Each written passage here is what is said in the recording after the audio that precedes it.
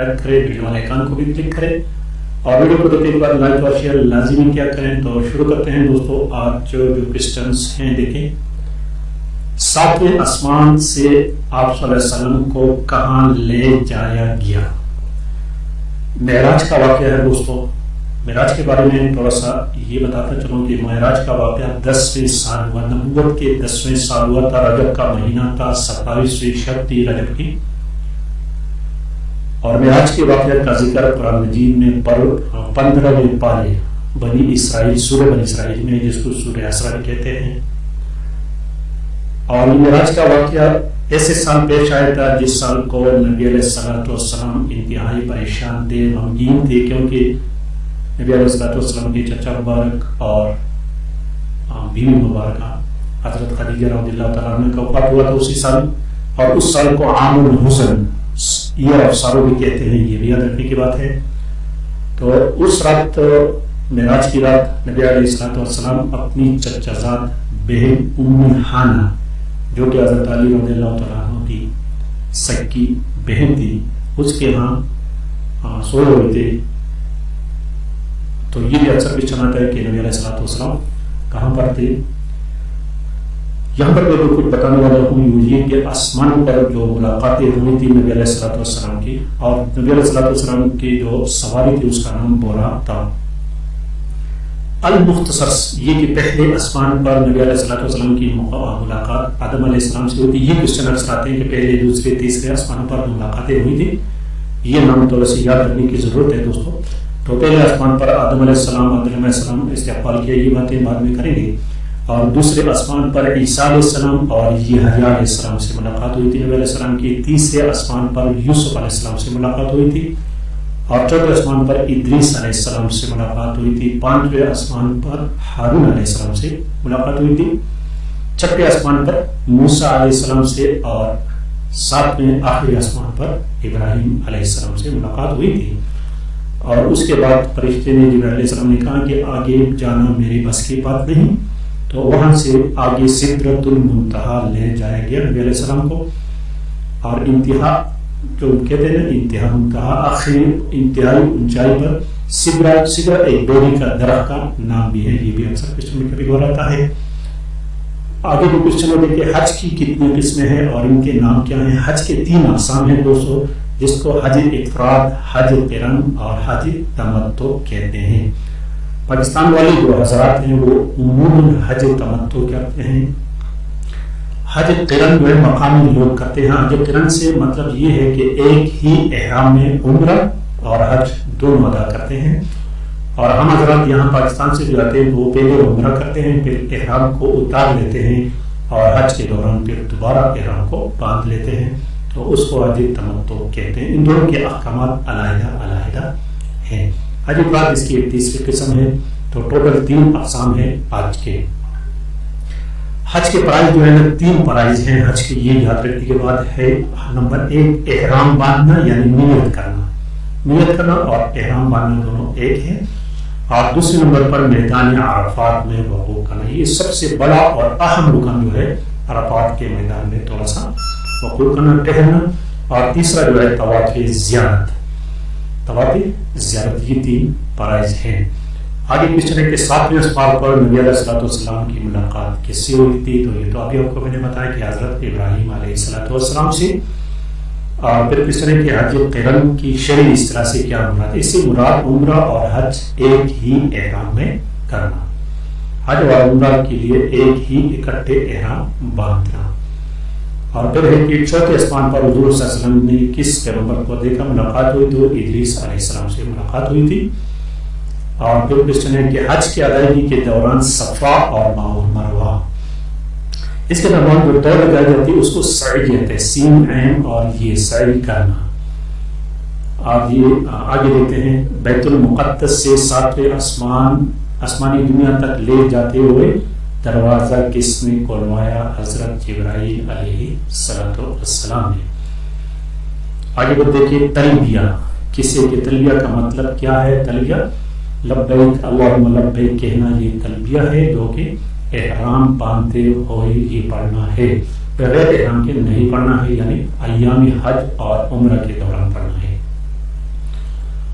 آگے حضور صلی اللہ علیہ وسلم کو مسجد حرام سے بیت المقدس لائے گئے تو آپ صلی اللہ علیہ وسلم نے کون سا فریضہ سر انجام دیا تھا؟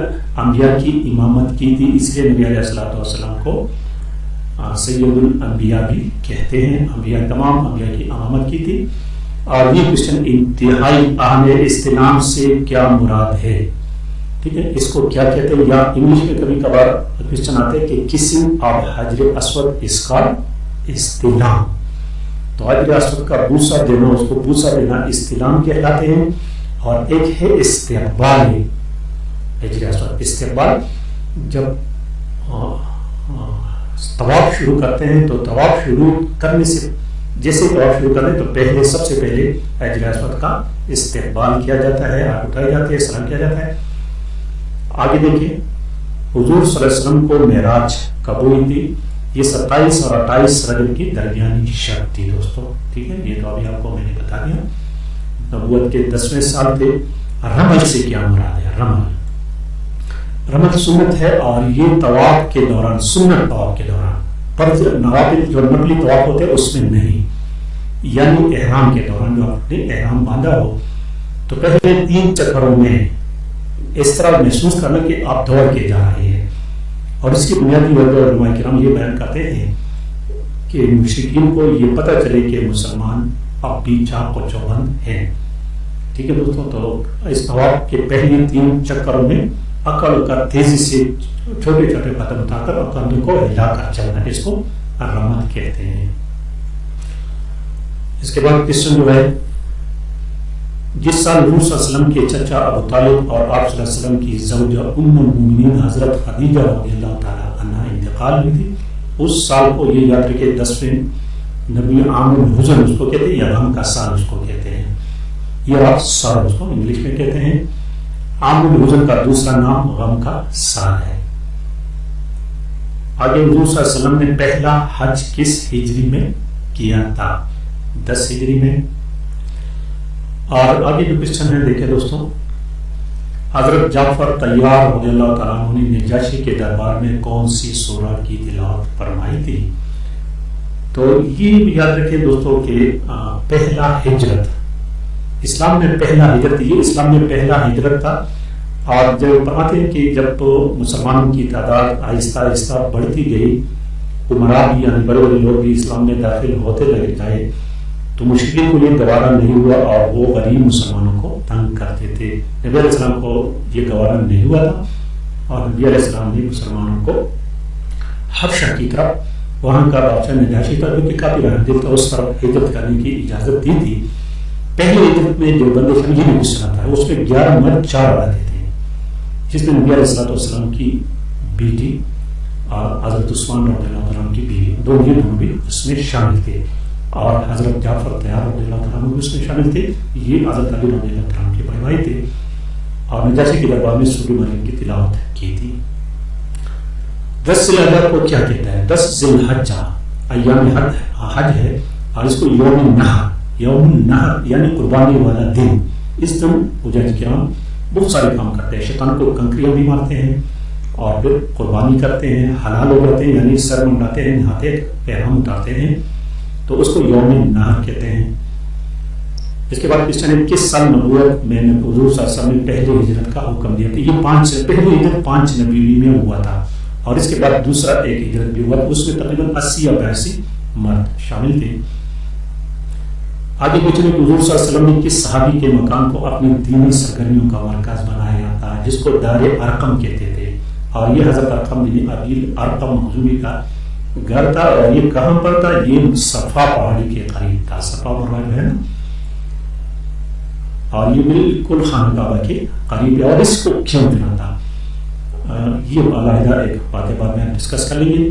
آگے کوشچن ہے کہ اسلامی قانون کے کون سے ماخذ بنیادی ہیں؟ اسلامی قانون کی 4 ماخذ ہیں، اس میں قرآن، حدیث، اجماع اور قیاس، لیکن 2 جو ہے وہ بنیادی ہیں، قرآن اور احادیث۔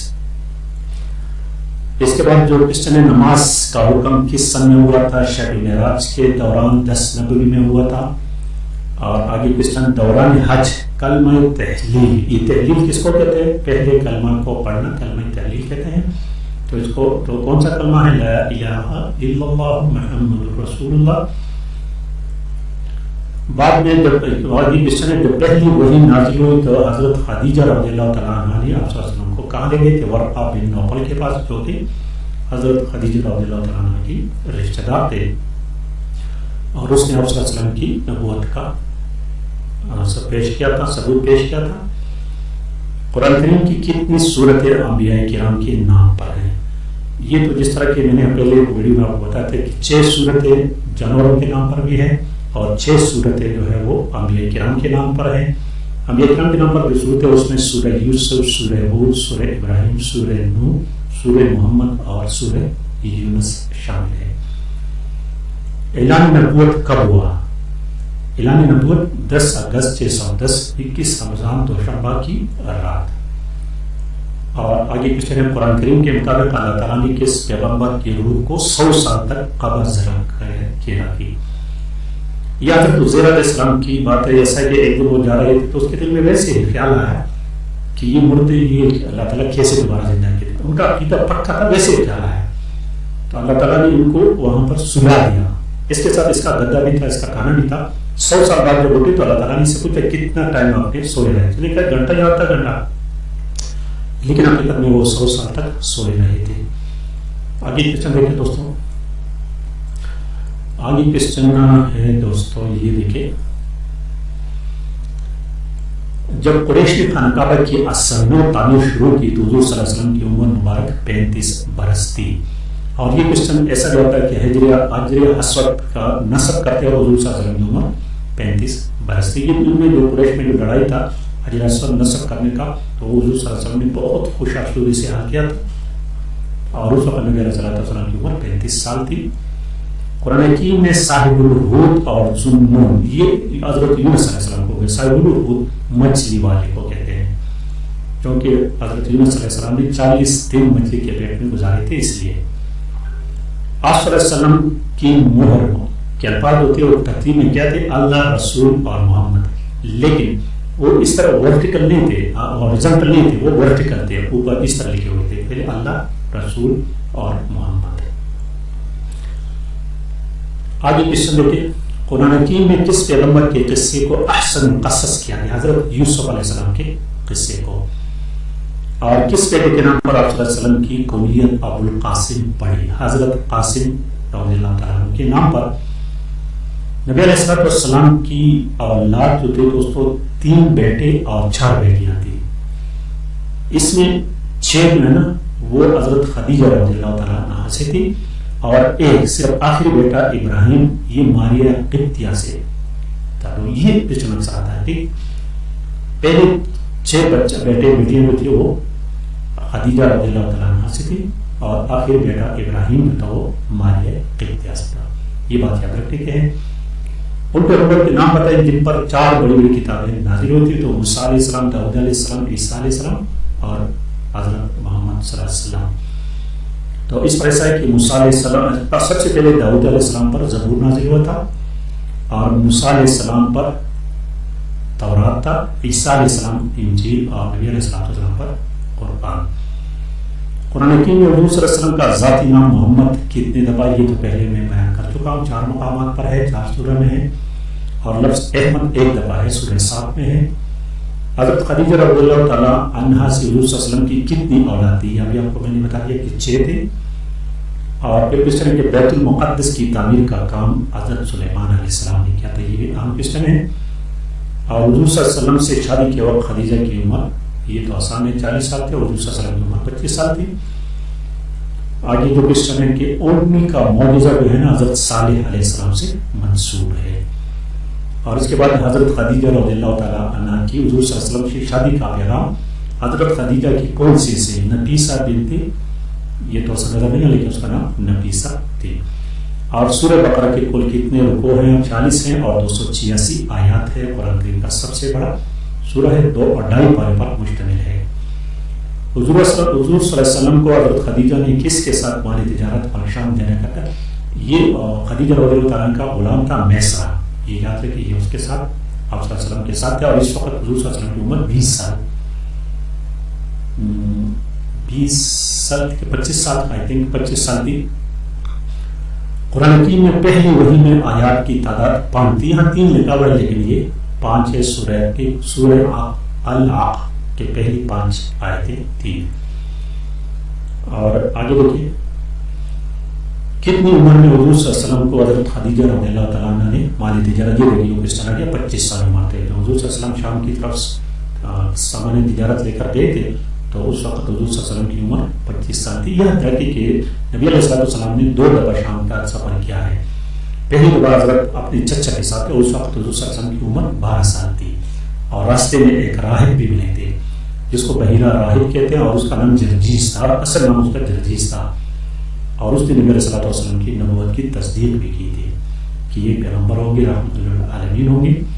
بسم اللہ کس سورہ میں 2 مرتبہ آیا ہے؟ سورہ نمل میں. اور کس سورہ میں؟ بالکل نہیں، سورہ توبہ میں.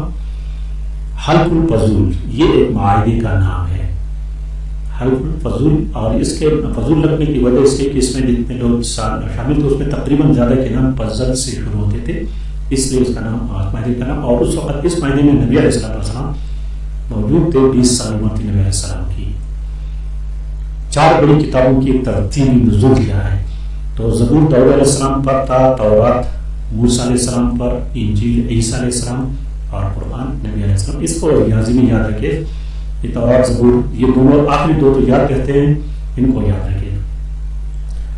حضور صلی اللہ علیہ وسلم نے 15 برس کی عمر میں کس جنگ میں حصہ لیا تھا؟ جنگ پجار، اس کو حرب پجار بھی کہتے ہیں.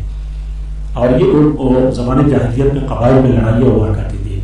نبی علیہ السلام نے پریکٹیکل حصہ نہیں لیا تھا، جسٹ اپنے چچا کو تیر دیا کرتے تھے، بہرحال اس میں شامل تھے. حدیث کی سب سے اہم اور مشہور کتابوں کی کو صحاح ستہ کہتے ہیں. 6 حدیث کی کتابیں اس کو صحاح ستہ کہتے ہیں. کہتے ہیں ان کے نام صحیح بخاری، صحیح مسلم، جامع ترمذی، سنن ابی داؤد، سنن نسائی، سنن ابن ماجہ.